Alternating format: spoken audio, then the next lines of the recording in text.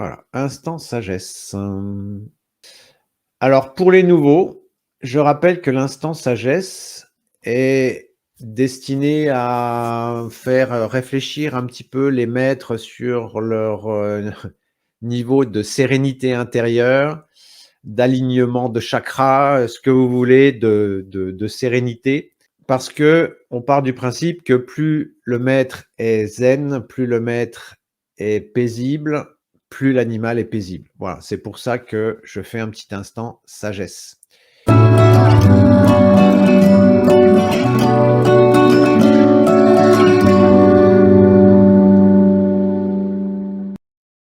Et on a pour habitude de commencer cet instant sagesse par un petit proverbe. Là, je me suis un petit peu éloigné de Lao Tse.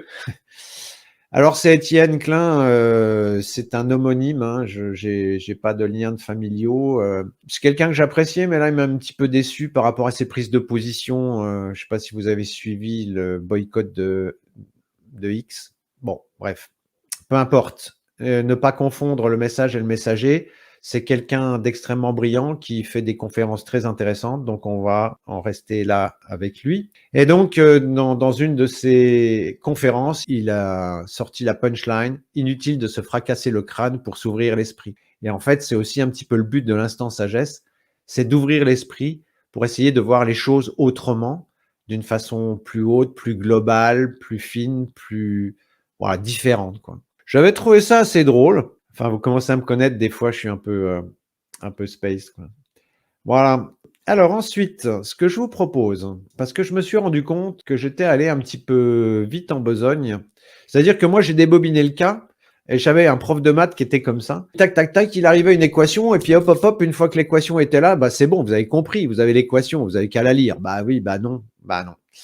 Et je me suis rendu compte en montant la vidéo que ouais, j'avais pas forcément insisté suffisamment sur les conclusions. Disons que je les avais pas suffisamment explicites. Et je me suis aperçu aussi que je raccrochais pas mal pendant mon explication parce qu'en fait, pour comprendre le truc, il faut avoir une vision globale des choses. Et c'est toujours l'éternel problème, c'est de trouver l'entrée dans un cercle. Et moi, j'ai cette vision du cercle, mais quand moi je vous parle du cercle, il faut que je vous en parle point par point.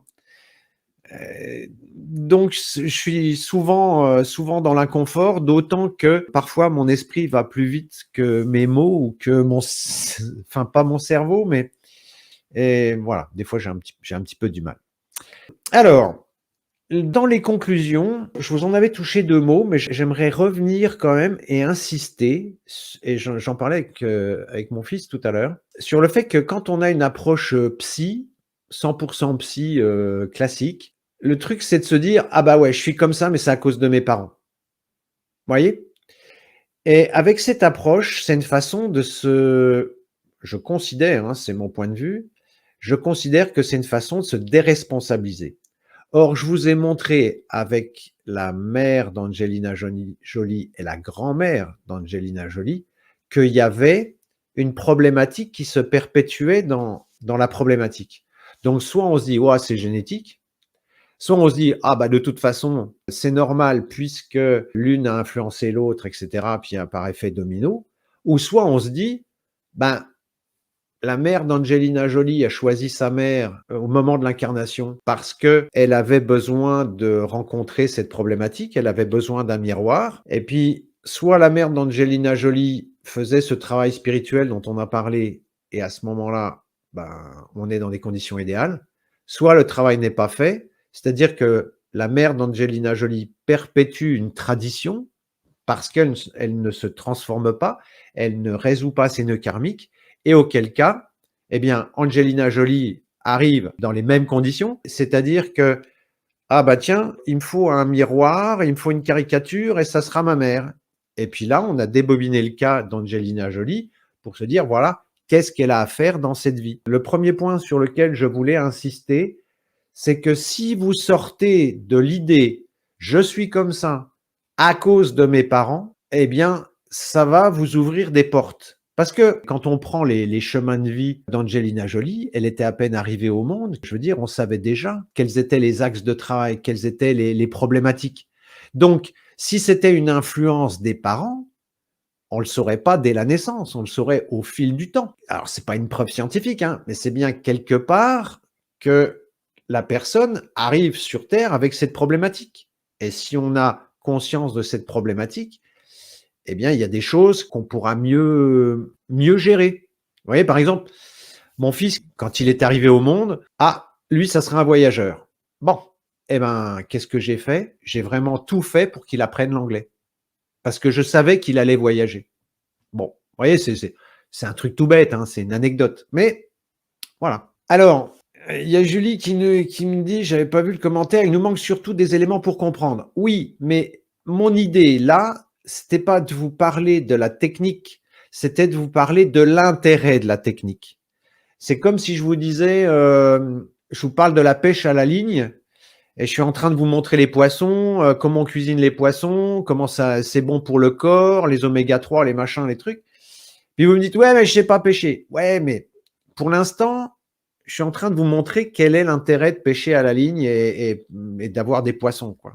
Voilà. Après, la technique, ça prend du temps, on y viendra. C'est prévu là avant 2052. Voilà, l'idée dans ce que j'aimerais vous présenter là, sur ce point-là, c'est de dire, voilà, la problématique, elle est là dès la naissance. Et après, bah, vous arrivez dans un contexte qui va être plus ou moins favorable ou plus ou moins défavorable. La logique voudrait que votre âme ait choisi le contexte le plus favorable. Contexte le plus favorable ne veut pas dire le plus facile, mais votre famille va vous proposer les conditions les plus favorables pour évoluer. Donc, si c'est un coup de pied dans le derrière, ça sera un coup de pied dans le derrière.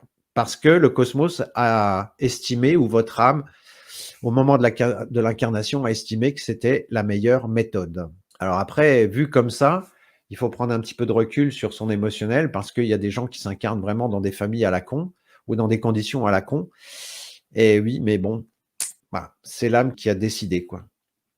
Voilà. Le troisième point que je voulais évoquer, c'était cette notion de chemin de vie. Parce qu'on avait vu, alors pour ceux qui ont raté le début du film, en fait, on avait vu qu'Angelina Jolie était mariée avec Brad Pitt.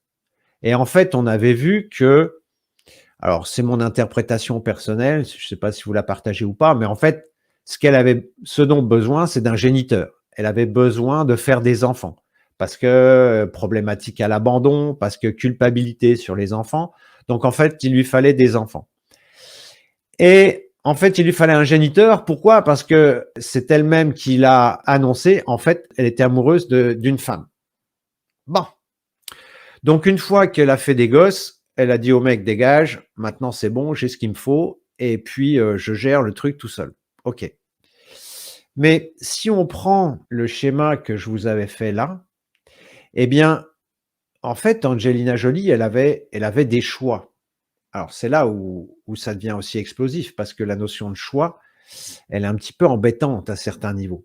C'est-à-dire qu'elle aurait pu dire, ah ben, en plus, Angelina Jolie n'est pas allée vers cette femme parce qu'elle était déjà dans une famille avec des enfants et que, au nom des enfants, qu'elle voulait pas abandonner, elle n'est pas allée vers cette femme.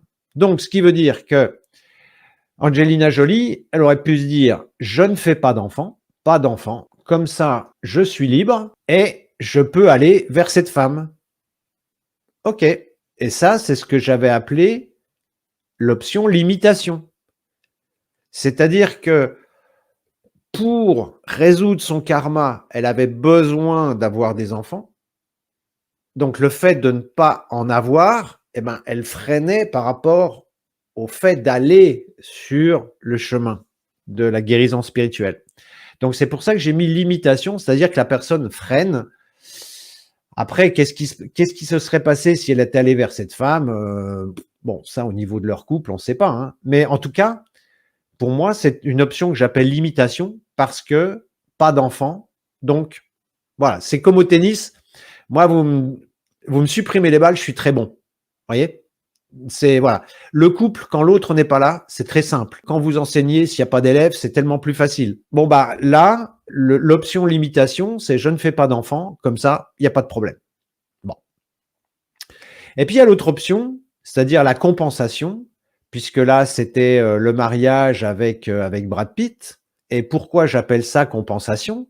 Parce que comme elle a peur d'être abandonnée, eh bien, elle a fait des enfants. Non seulement elle en a fait 3, mais en plus, elle en a adopté 3. Donc, un total de 6, si je ne m'abuse. Donc 6 enfants pour compenser sa peur de l'abandon et puis pour la confronter à cette problématique. Voilà, elle est allée vers les enfants. Mais j'en fais des caisses pour vraiment être sûr de ne pas reproduire un schéma du passé. Donc c'est pour ça que j'appelle ça plutôt l'option compensation. Évidemment, la voie de l'équilibre, c'est de résoudre cette problématique entre la liberté et les enfants. C'est l'essentiel de son karma. Et puis, il y avait aussi la problématique par rapport aux hommes, mais en général, pour faire des enfants, il faut un homme, donc forcément, il y avait aussi cette problématique à l'homme qu'elle aurait pu zapper ou qu'elle était tentée de zapper avec une relation homosexuelle. Voilà. J'en étais où? Pourquoi je vous disais ça? Ah oui, donc, à partir de ce moment-là, on avait vu qu'il y avait le chemin de vie. Alors ici, le chemin de vie en vert, c'est le chemin qui mène ici à la sérénité, à la paix intérieure, à la résolution du nœud karmique. Donc là, ici, on peut supposer que si vous allez dans cette direction, le nœud karmique, il est résolu. Bien. Mais si vous prenez la flèche rouge qui s'écarte ici, c'est en général la flèche que l'on prend tous, au niveau de conscience où on est, et que vous soyez dans la limitation ou la compensation, de toute façon, vous vous écartez du chemin vert et vous dites, bah oui, mais là, alors là, on pourrait l'interpréter comme une pente descendante. Mais ce qu'il ne faut pas oublier, c'est que chacun a le libre arbitre. C'est-à-dire que Angelina Jolie, elle a fait le choix de se marier avec Brad Pitt, par exemple. Mais elle a fait le choix de ne pas abandonner ses enfants pour former un couple avec cette femme. Donc, voyez qu'à tout moment, la personne fait des choix. Et à tout moment, chacun a la possibilité de faire des choix qui vont, si vous voulez, permettre un changement. C'est ce qu'on appelle une élévation du niveau de conscience qui va permettre de se rapprocher de la flèche verte. Et ça, il n'y a pas d'âge. On en avait parlé une fois, c'était avec Catherine. Il n'y a pas d'âge pour mettre en place des actions pour revenir, je dirais pas dans le droit chemin, mais pour essayer de coller le plus possible à cette flèche verte. Et ça, c'est ce qu'on appelle le libre arbitre. Alors, Philippe Guillemot en parle longuement. Qu'est-ce qui va faire qu'on active le libre arbitre? C'est la résilience. Bon, je sais pas pourquoi à certains moments dans ma vie, j'ai eu des éclairs de lucidité. J'ai pas eu que des éclairs de lucidité, mais il y en a eu quelques-uns. Qu'est-ce qui a fait que ça s'est déclenché à un moment donné? J'en sais rien. Et ça, je ne sais pas où est le bouton, même avec les patients. À certains moments, en tant que thérapeute, on sait qu'il faut faire, on sait ce qui pourrait aider la personne, on sait qu'il faut appuyer sur le bouton, mais il n'y a que la personne qui sait où il est ce bouton. Et ça, c'est extrêmement frustrant quand on est thérapeute. Alors après, ça montre aussi les limites du thérapeute, hein, c'est-à-dire que moi, je dis, voilà, il faut appuyer sur le bouton rouge ou vert ou je sais pas. Et puis, si la personne ne le trouve pas, ben, moi, j'y peux rien. Je peux pas le trouver à sa place. Mais cette notion de libre arbitre me semblait importante à être mise en lumière parce que ça montre qu'on a toujours le choix. Alors, vous voyez tout à l'heure quand je vous disais, oui, mais c'est de la faute de mes parents. Alors, imaginez que vous soyez dans un paradigme où c'est la faute de vos parents. Et puis de toute façon, je peux rien faire. J'ai pas le choix. Bon, ça c'est mode Calimero, victime. Et là, effectivement, je dirais l'issue, elle est connue. On va vers des ennuis. Mais si on se dit, ah, mais c'est pas de la faute de mes parents, c'est parce que j'ai un dossier à traiter. Ok, j'ai fait des choix dans ma vie, mais là maintenant que je commence à comprendre 2, 3 trucs, eh bien, j'ai toujours la possibilité de créer des expériences, d'aller faire des choses, d'aller voir un psy, d'aller voir un thérapeute, je vous avais dit la dernière fois, d'aller faire un trek dans le désert, je sais pas, de faire un saut en parachute, peu importe ce qui pourrait vous aider à vous rapprocher de cette ligne verte. Mais vu comme ça, on a toujours le choix.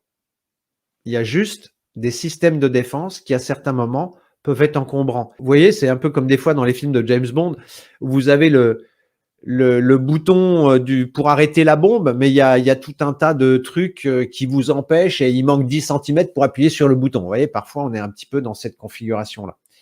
Mais bon, là, c'est pas une bombe qu'on a, c'est un bouton. Et plus vite on appuie dessus, plus vite on peut redresser la barre.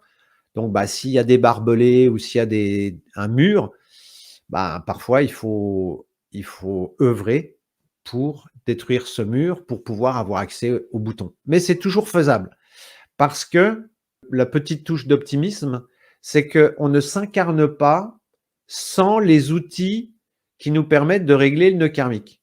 Parce que bien souvent, on se dit « Ah oui, mais moi, je ne sais pas comment il faut faire. » Mais oui, mais cherche dans ta caisse à outils. Il y a ce qu'il faut. Et j'ai jamais rencontré quelqu'un qui n'avait pas les outils dans sa caisse. Mais encore faut-il ouvrir la caisse. Voilà, ça c'était le point aussi que je voulais évoquer avec vous. Donc le libre arbitre. Et puis le point suivant, là c'est une question un petit peu plus philosophique. C'est quoi réussir sa vie? Parce que si vous prenez les magazines féminins ou les magazines que vous trouvez chez le coiffeur, hein, vous voyez que, en fait, Angelina Jolie, elle est belle, elle est riche, elle est intelligente, elle est célèbre, elle avait un mari dont toutes les femmes avaient envie. Qu'est-ce qui lui manque à cette femme? Vous voyez, sur le papier, comme ça, quand on ouvre le magazine chez le coiffeur, on se dit waouh, elle a une super vie, cette fille. Et puis quand vous débobinez son cas, vous voyez que oui, elle vit peut-être des trucs intéressants, hein, je ne discute pas. Mais en fait, elle n'est pas sur le chemin de la résolution de son nœud karmique. Donc, ce qui veut dire que d'un point de vue spirituel, elle est à côté de la plaque. Et quelque part, ça la rend plus humaine. Parce que quand on voit des gens comme ça qui ont un caractère un peu exceptionnel, on se dit, ouais, mais de toute façon, moi, je serai jamais aussi bien qu'elle. Ouais, mais si vous ôtez cette façade, et puis que vous vous dites, ouais, mais moi, comment j'ai cheminé dans ma vie? Où j'en suis? Et vous voyez que, en fait, quand on voit les people là, avec leur, je sais pas, leur yacht, leur machin, les belles robes et tout le tralala, on est dans la matérialité. Mais je veux dire, qu'est-ce que vous en avez à faire d'avoir une belle robe si, sur un plan spirituel, vous êtes complètement à côté de la plaque et vous savez que, de toute façon, au bout du chemin, vous savez ce qu'il y a. Bon. Donc, vous voyez, ça permet de rendre ces personnes un petit peu plus humaines, hein. C'est ce que je vous avais dit à propos du Dalai Lama, où parfois on a tendance à déifier des personnes ou à se dire waouh, leur vie trop bien. Ouais, mais non, il faut la prendre dans la globalité. C'est-à-dire que si vous prenez la célébrité, l'argent, le mec d'Angelina Jolie et tout ça, il faut prendre aussi tout son inconfort sur un plan émotionnel, toute sa frustration par rapport à cette relation qu'elle n'a pas eue avec cette femme. Vous voyez, il faut prendre tout. Et là, ça prend une autre tournure. Et quand vous n'êtes pas avec la personne que vous aimez, vous avez beau être, je sais plus, elle a une maison dans le sud, bon. Si vous n'êtes pas avec la personne que vous aimez, qu'est-ce que vous en avez à faire d'avoir une super baraque, quoi? Vous voyez? Donc, oui, ça, bon, voilà, je dis ça parce que je suis moche, pauvre et voilà. Mais non, mais ce que je veux dire, c'est comment on peut, voilà, remettre les choses un petit peu en perspective, quoi. Vous voyez, c'est pas parce que vous avez tout sur le papier que vous êtes forcément heureux et que vous êtes sur un chemin, vous êtes en route vers la sérénité, quoi. Et d'ailleurs, c'est décrit dans différents articles que j'ai pu lire sur elle où, ouais, émotionnellement, ça a l'air un peu compliqué quand même, hein, dans sa tête. Comme quoi.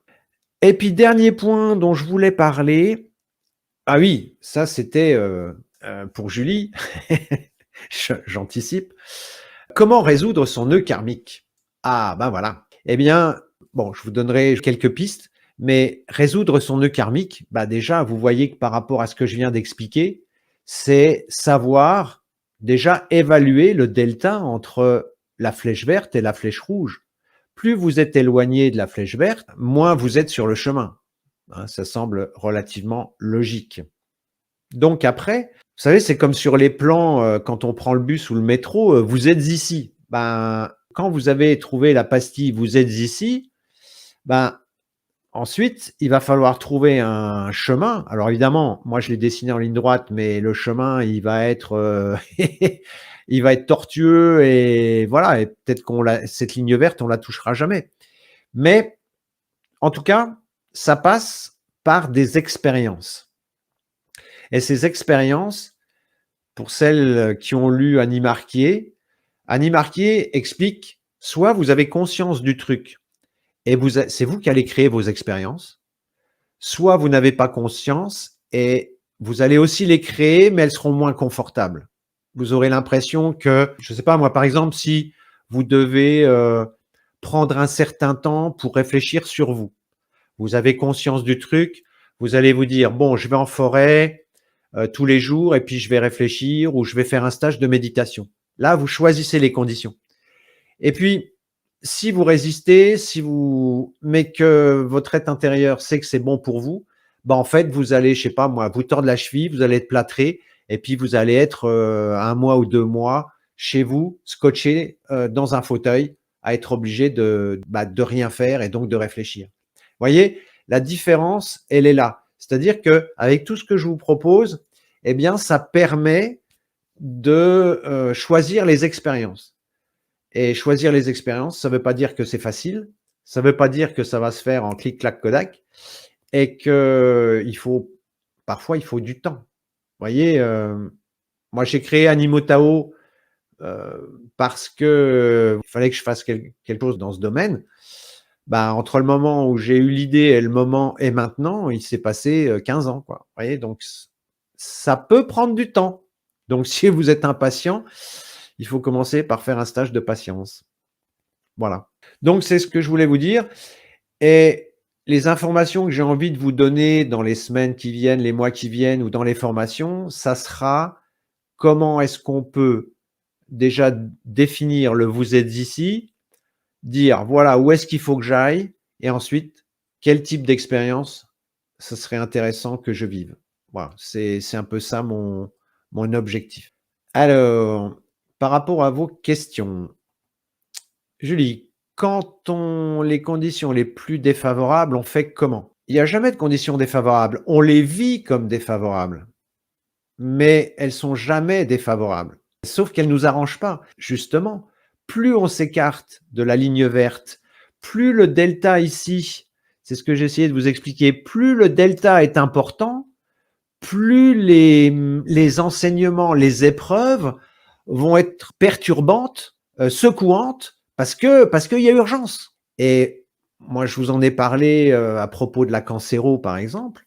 Eh bien, quand les gens en arrivent là, c'est que voilà, ils ont vraiment un truc où il faut les secouer, quoi. Bon, donc notre objectif étant d'agir avant, dans la mesure du possible, hein, il y a plein de trucs qu'on gère pas, hein, mais on va faire comme si on en gérait pas mal. Eh bien, c'est d'essayer de dire, voilà, vous êtes ici, il faut que j'aille ici, et il faut, voilà, je vais essayer votre chemin va être ponctué d'étapes, et puis, bah, vous allez essayer, comme quand vous partez en vacances, ou en rando, de rejoindre les différentes étapes avec la ligne la plus droite possible, sachant que ça se passe jamais comme on a prévu. Mais bon. Mais les conditions ne sont jamais défavorables. Si elles sont là, c'est qu'elles ont du sens. Et mon objectif aussi, et ce que j'aimerais vous aider à faire, c'est mettre du sens. Elles nous apparaissent comme défavorables parce qu'on n'arrive pas à en comprendre le sens. Et si vous reprenez ma vidéo sur l'histoire du vieux Saï, bonheur ou malheur, on ne sait pas. Eh ben, c'est exactement ça. Parce qu'au moment où on vit le truc, on se dit purée, c'est le ciel qui me tombe sur la tête, c'est un malheur. Et puis en fait, quand on voit les conséquences, on s'aperçoit que ça nous a aidés. Vous voyez? Alors, Isabelle, quel aurait été son point d'équilibre du coup, vivre sa relation avec Jenny, adopter des enfants par exemple? Bah, le point d'équilibre, je ne sais pas quelle forme il peut prendre. Il aurait pu prendre ou il peut prendre, puisque rien n'est jamais fini, tant qu'il y a de la vie, il y a de l'espoir. Mais sur les 2 axes, le premier axe, c'était se libérer de la peur d'être abandonné par ses enfants. Donc Ça, c'est se libérer d'une peur, c'est quelque chose d'intérieur et se libérer de la culpabilité d'avoir abandonné ses enfants. Une fois que vous avez déplombé ces 2 axes-là, vous pouvez véritablement donner forme à votre vie, puisque ce n'est plus ni la peur, ni la culpabilité qui animent votre vie. Après, une fois qu'on a nettoyé ça, on peut aller véritablement sur, la résolution du nœud karmique. Mais tant qu'on est animé par la peur et la culpabilité, ça peut pas marcher. Donc il faut d'abord déplomber ça et ensuite, ben, peut-être qu'en déplombant ça, elle se serait rendue compte qu'elle aurait résolu son problème à l'homme et que, elle aurait rencontré un autre homme, puis elle se serait dit: «De toute façon Jenny, j'ai bien fait de parler avec elle». Vous voyez? C'est pour ça que, quand on dit: «Ouais, des conditions défavorables», elle était avec Brad Pitt. Alors elle elle est avec Brad Pitt, donc elle considère ça comme une condition défavorable, alors que plein de femmes ne verraient pas les choses de la même façon, parce que elle avait envie d'aller vers Jenny. Donc vous voyez, c'est comment je vis les choses par rapport au désir du mental. Mais ce qui est dommage, c'est que je commence à le comprendre maintenant. Mais bon, ma vie n'est pas finie, enfin j'espère.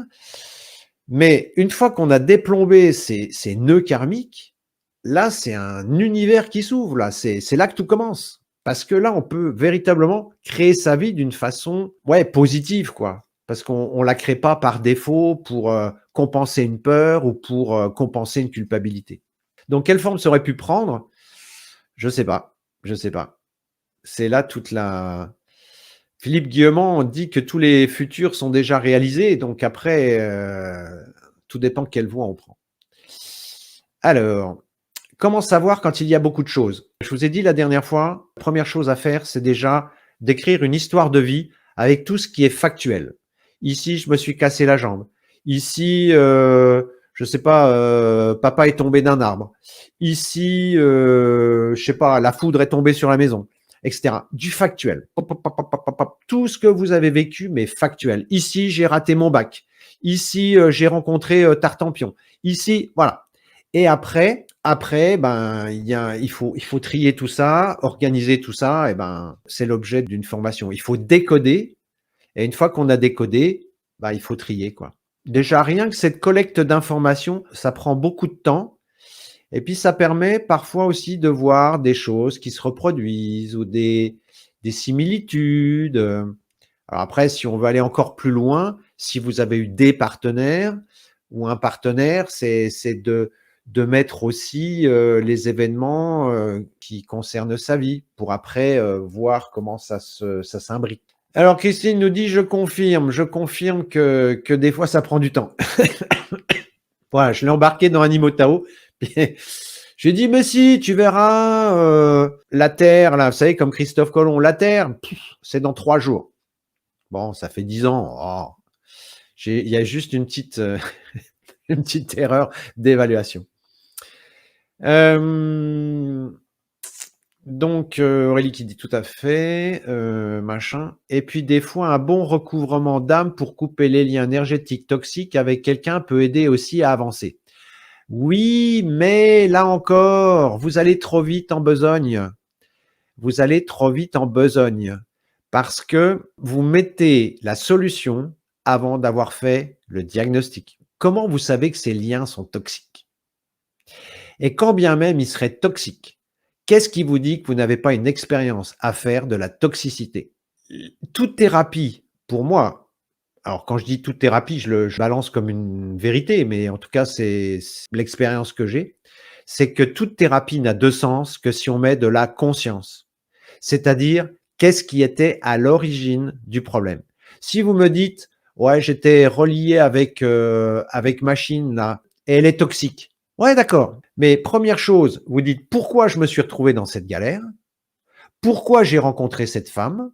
Parce que peut-être que j'étais en mode sauveur et qu'il fallait que je débranche ce mode sauveur et que le fait de rencontrer une personne toxique, ben non, il faut pas, c'est pas elle que je dois sauver, c'est moi. Et à ce moment-là, ah ouais, d'accord, c'est moi que je dois sauver. Bon, ok, j'ai compris la leçon. Maintenant, je peux couper avec cette personne. Mais si vous coupez avec cette personne sans avoir compris le pourquoi, vous allez retrouver la même en couleur à terme. Voyez, donc, bon, c'est bien hein, de voir des thérapeutes, mais moi, je trouve que la problématique, elle est dans le fait de papillonner, mais il n'y a pas d'axe dans la démarche. En tout cas, c'est comme ça que je le ressens. On me l'a dit en séance. On vous a dit ce que j'ai dit ou on vous a dit qu'il fallait couper. Parce que quand on me l'a dit, gardez votre esprit critique. La seule personne qui a la clé et la seule personne qui a la solution, c'est vous.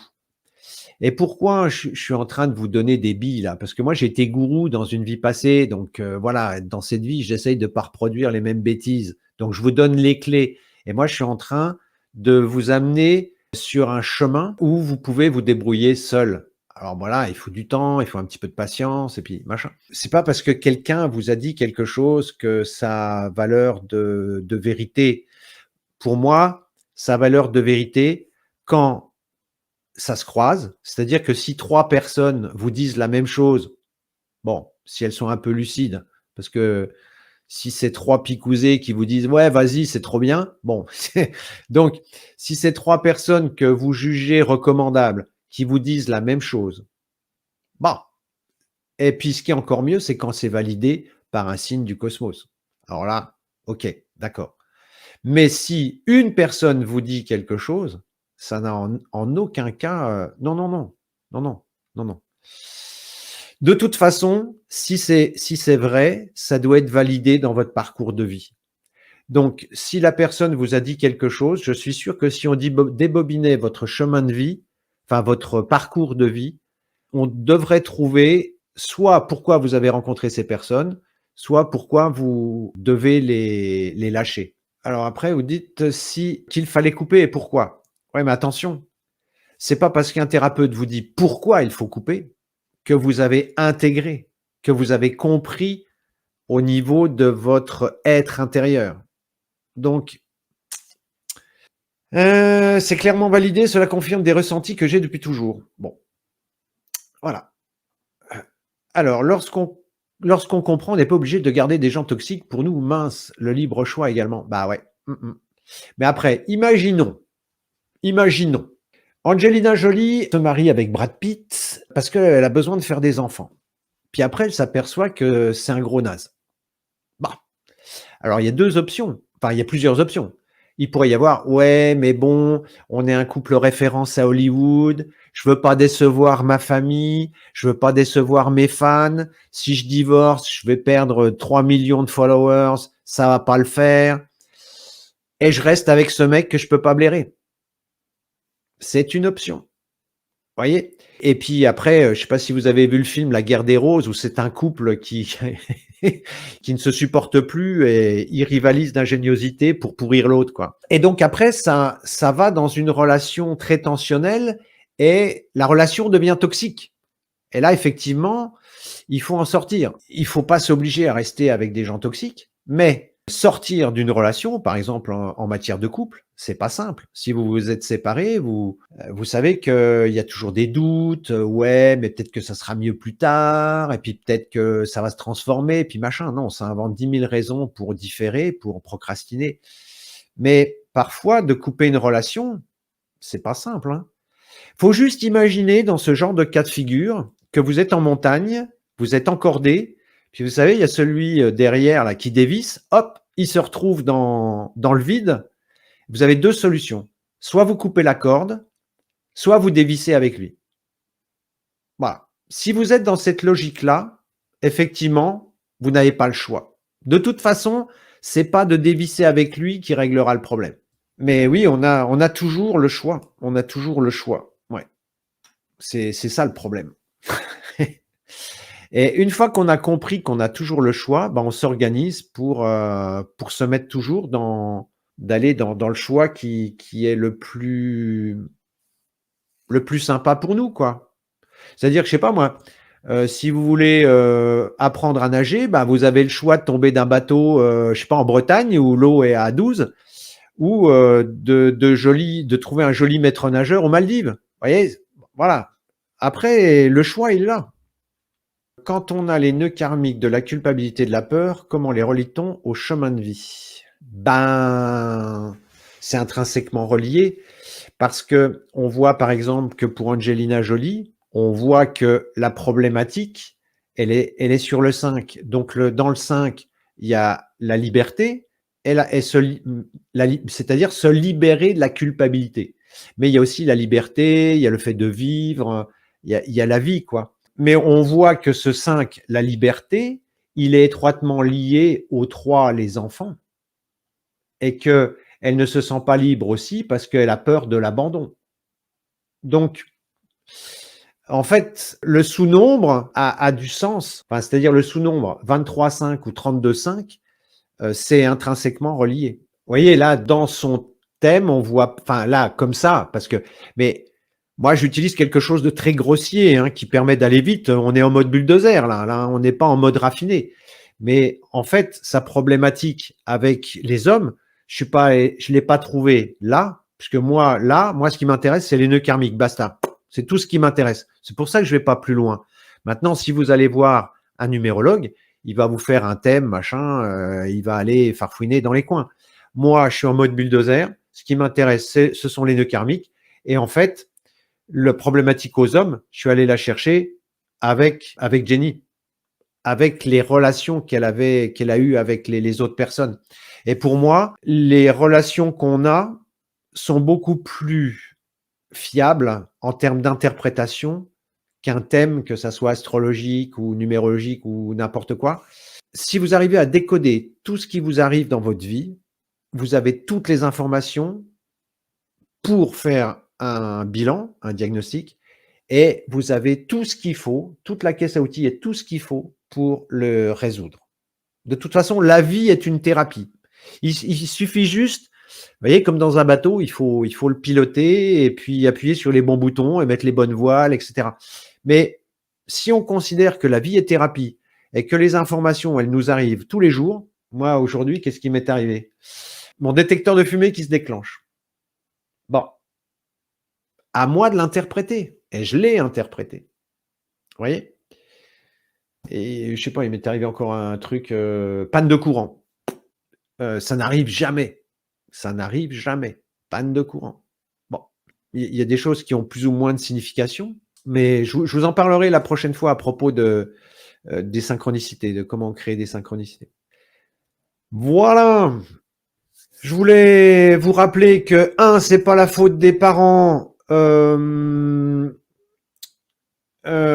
que 2, c'est pas lié à la génétique ou à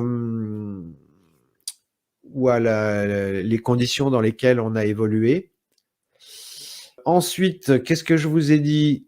Oui, que ce qui est important, c'est de mettre de la conscientisation sur le chemin de vie.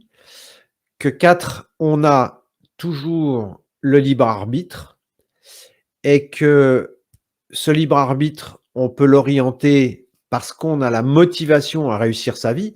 Après, si vous considérez que la vie ne vaut pas le coup d'être vécue, forcément, vous allez vivre que des galères, quoi. Et puis 6, ben, idéalement, c'est d'identifier ces nœuds karmiques et ensuite sur votre carte, sur votre map, de dire voilà, vous êtes ici et puis de voir comment vous pouvez, quel type d'expérience il serait intéressant de vivre. Bon, là, on voit clairement sur Angelina Jolie, même si j'avais eu que sa date de naissance, clairement, je vois qu'il y a un dossier sur les enfants, un dossier sur la liberté. Bon, bah, rien qu'avec ça, ça donne déjà des pistes.